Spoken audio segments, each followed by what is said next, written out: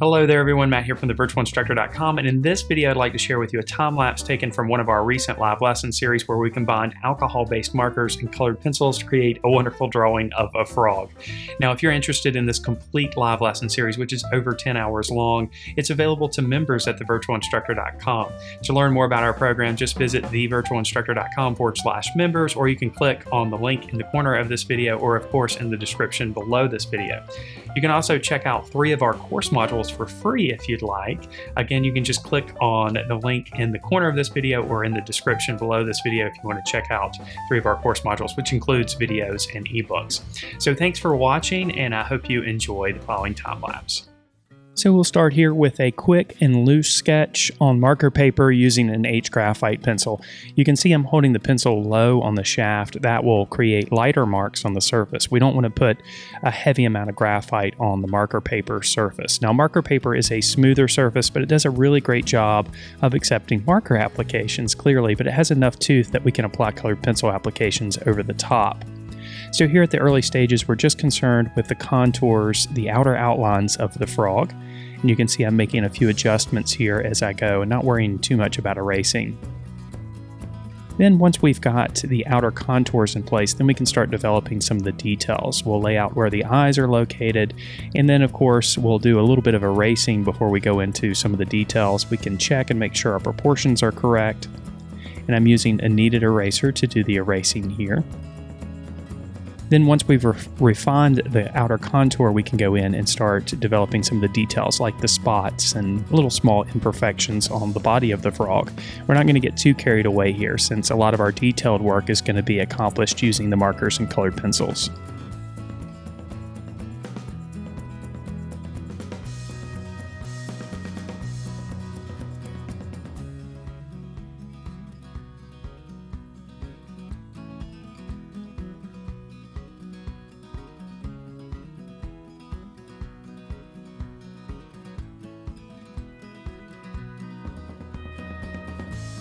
Now that our graphite sketch is in place, we can start applying the marker applications, and the marker applications are going to act as somewhat of an underpainting. They're going to establish some of the colors and some of the values, but of course we're going to develop the details with the colored pencil applications.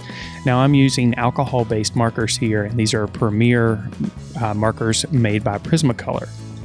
We're going to use the chisel tip here at the beginning because we want to cover large areas, but of course for the smaller areas we can switch over to the smaller, finer tip.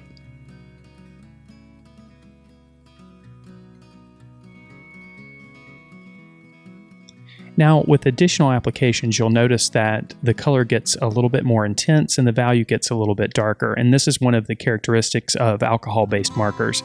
So we can slowly start to develop some of the values, and value of course is the darkness or lightness of a color. And we can also go in and start developing some of the texture here by using some of the darker greens over the top of the lighter greens. So you can see here I've now switched over to a brighter green, which is slightly darker as well. And then we're going to go ahead and start developing some of the texture, leaving some spaces for some of the lighter greens to show through.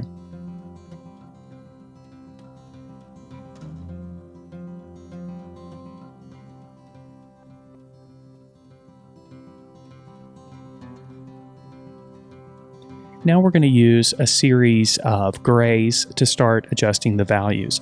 And you can see with this lighter gray that we're applying over the top, it's starting to create some indications of some shadows. And of course, as I mentioned before, the more we go over an area, the darker the color gets.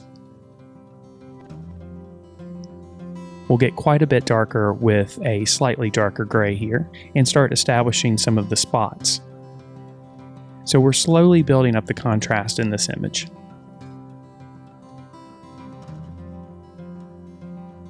And of course, it's important to point out here that even though this is a time lapse, this process was a time-consuming process. This is not something that you can sit down and do really, really quickly and expect to get representational results. It does require patience and a little bit of a time commitment.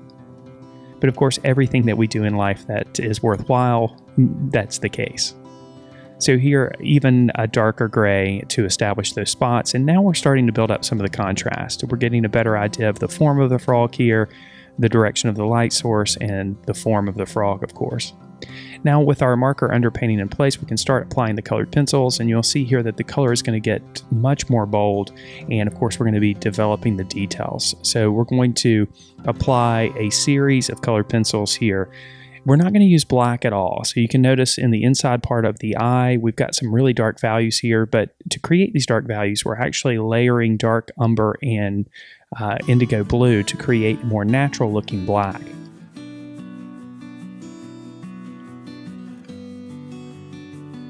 And as we're making these applications, you can still see some of the tooth of the paper. So periodically we'll go back in with a colorless blender and burnish some of these applications, creating a smoother appearance, which is much more natural.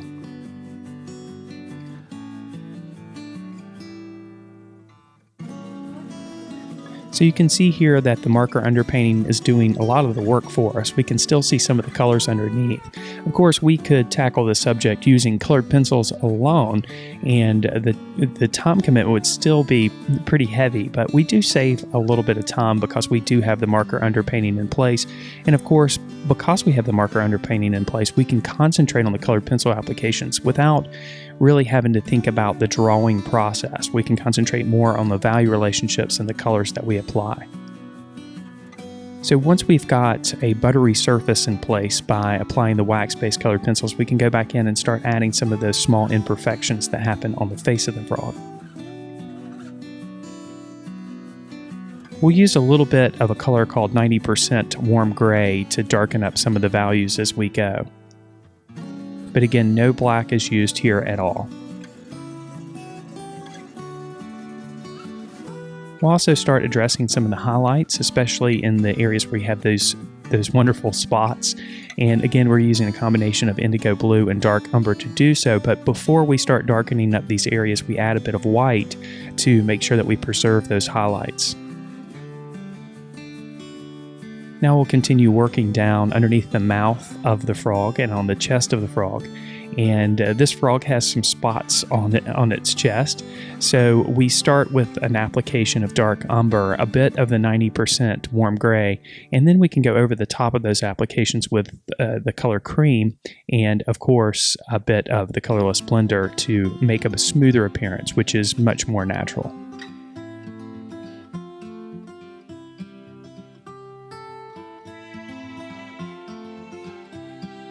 We'll simply continue working our way down to the leg, the right leg of the frog here.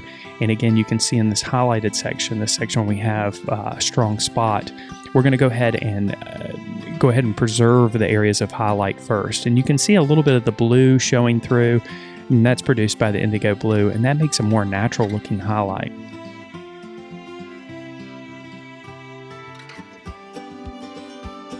So again, our dominant light source is originating from the upper right-hand corner, and this is going to produce areas of core shadow on the opposite side. So you can see this very clearly here on this leg where we have an area of core shadow on the left side of the frog's leg. But we also do have a small reflected highlight, and that occurs because light comes down and bounces off of the surface that the frog is sitting on and then back on the other side of the leg. So it's slightly lighter there.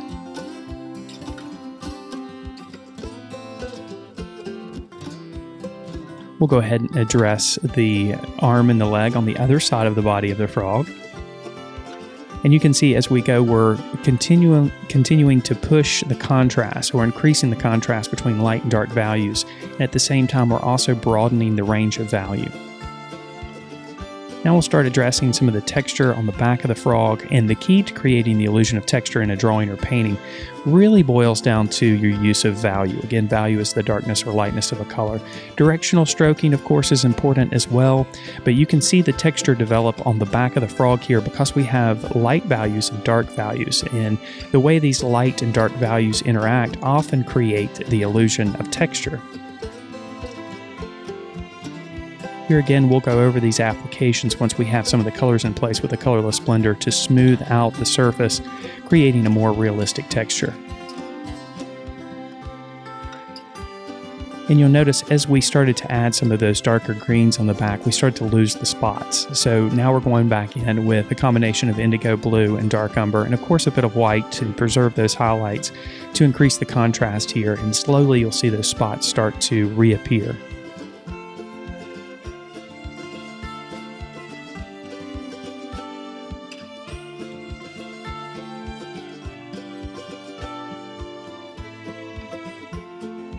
Now we'll simply continue working our way down the back of the frog, again continuing to develop that texture.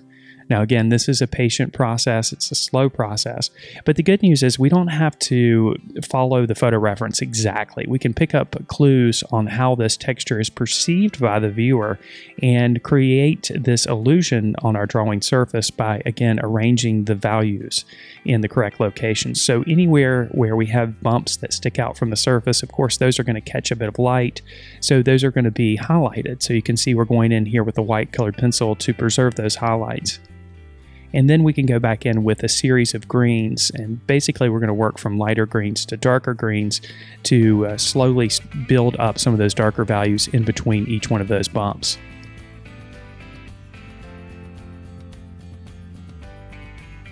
And the stronger the contrast you create here, the stronger these bumps are going to appear. So it's completely up to you how bumpy you make your frog if you decide to undertake this drawing. And here again, we're not using black, so a bit of indigo blue is used here to create kind of a cooler shadow, and we can balance that with the dark umber to warm it up just a bit.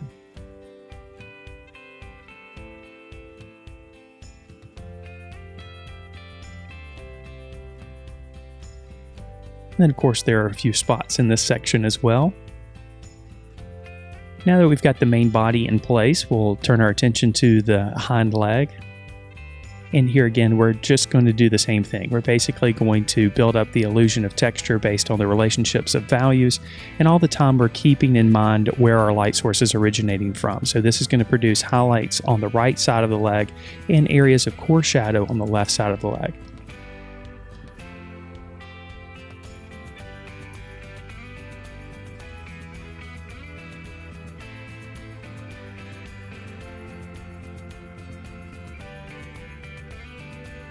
So here again, we're slowly getting darker, applying a variety of darker greens and then a bit of dark umber and then a touch of indigo blue to darken up the shadow here. And of course, as you work, since we're working with colored pencils, it's important to preserve those areas of highlight and make sure that you have those covered with lighter values before you start to really push the darker values, because of course it's harder to apply lighter colored pencils over the top of darker applications. And here again, we can really see the power of contrast here with our spots where they kind of disappear when we add those darker greens, but then we can bring them back out again with a combination of indigo blue and dark umber.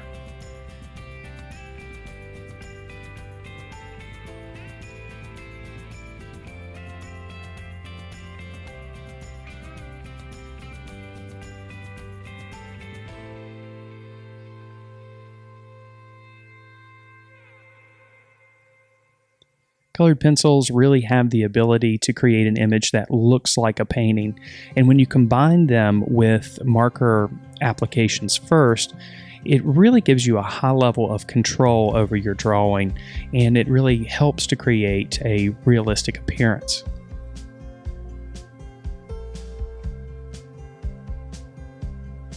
All right, now we'll turn our attention to the belly of the frog here, and in this case we're going to apply an application of cream first, and then over the top a bit of the 90% warm gray, and we can warm up these applications with a bit of the dark umber as well. We'll add a few hints of green in this section as well, just to make sure that it kind of ties in with the green body of the frog, and there's a smooth transition from the upper part of the body to the lower part of the body. And then of course I cannot express the power of the colorless blender, which really helps to smooth things out. We'll add a bit of cast shadow into the frog so he doesn't look like he's floating there in space, and we'll do this with a variety of cooler grays with the marker first and then cooler grays with the colored pencil underneath. And now our drawing is complete using markers and colored pencils.